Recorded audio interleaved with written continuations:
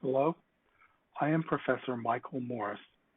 In this lesson, we are going to learn about planning an essay and a little bit about writing a rough draft. Perhaps you remember being asked to do a very detailed or formal outline when you wrote an essay, or particularly before you would begin to write an essay. This is a good way to get down some of what you want to say and to help you to organize your thoughts. But that doesn't work for everyone. First, you need to come up with material that you can work with, that you can place into any outline or plan that you have. And I want to suggest that you try many of the pre-writing techniques that are available for you, covered in the textbook. Brainstorming, free writing, clustering, each of these things can help you generate some material, some information, and help you to decide what material is going to be helpful and what is not going to be helpful. And we're going to come back to pre-writing later. You don't need a formal outline, but it does help to have some notes that help you figure out what you are going to accomplish um, and what you're going to say, and maybe how you think you'll best organize it. But you don't have to live with whatever you put on the paper then. Sometimes as you write, you'll come up with better ideas or a better way to approach things. It helps if you are trying to make a plan to look at each of the directions of an assignment to help you put into the plan all that has to be there and also helps you know what you should avoid. Of course, it helps to remember those three important words whenever you are doing any writing project, whether for school or business or for yourself. Knowing the answers to these questions can help drive the material you're going to come up with. For example, first you have to know why you are writing. What is your purpose? What do you expect to accomplish with this text that you're putting together? Who is your audience? Who is going to read the material? And how do you think you need to reach them most effectively? What is your writing situation or context? Some of that comes from the directions, the parameters of the assignment, but some of it comes from other things like how much time you have to write or whether you're expected to do research.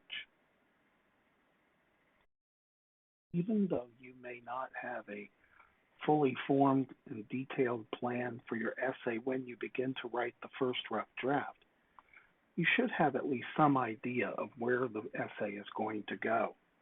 So you should have at least a tentative thesis statement.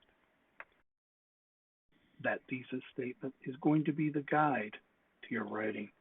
It is not the subject, but what you intend to say about the subject. It's your point about that subject. It should become specific and focused. And as you write a new rough draft, each time you revise your essay, it may become even more specific.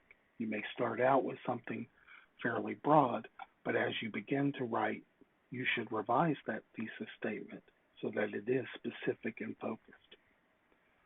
A thesis statement is almost always a single sentence, a statement, a single statement. It's never a question. In some way, it identifies the subject of the paper, but allows the reader to see where that paper is going to go. It takes a stand, it makes a point, rather than just simply announcing the subject.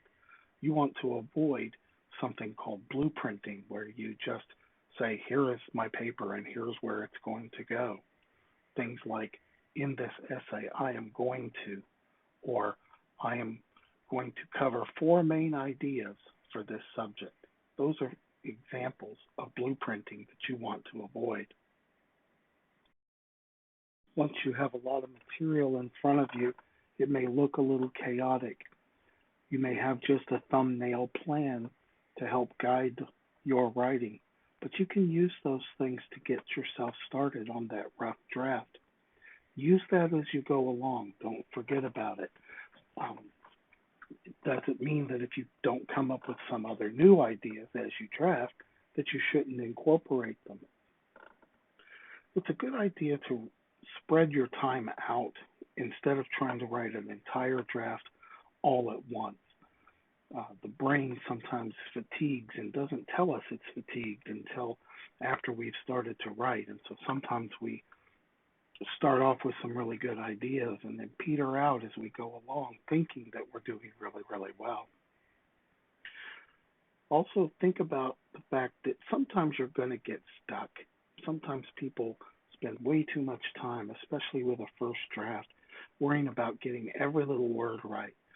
Uh, Give yourself a minute or two to think of that right word or think of that right sentence. And if you can't think of it, give yourself a note to come back to it later on.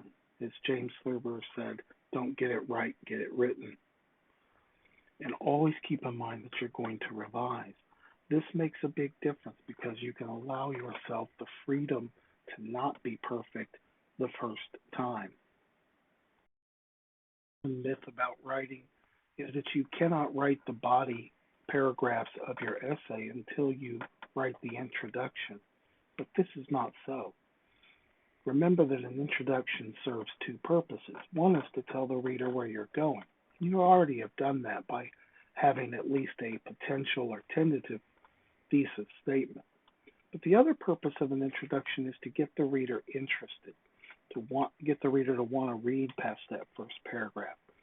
And oftentimes, especially in a first draft, we don't know the best way to get the reader interested until we've put together that body of the essay. So it's oftentimes better to write those paragraphs first and then figure out a way to introduce or get the reader interested. If you get stuck, we always get stuck, there are a lot of things you can do. You can move to a different section. You don't have to do everything exactly in the order it's eventually going to be read. You can make a little note to come back to that section later and add examples or add details that you think you need. Sometimes it helps to go back to those pre-writing techniques. Try one or two of those out. Maybe try one that you didn't do when you started and see if that generates some new details or new ideas. Always keep in mind you're going to revise. You have the opportunity to make changes, and so that whatever you have doesn't have to be perfect or even fleshed out as long as you leave room for revision.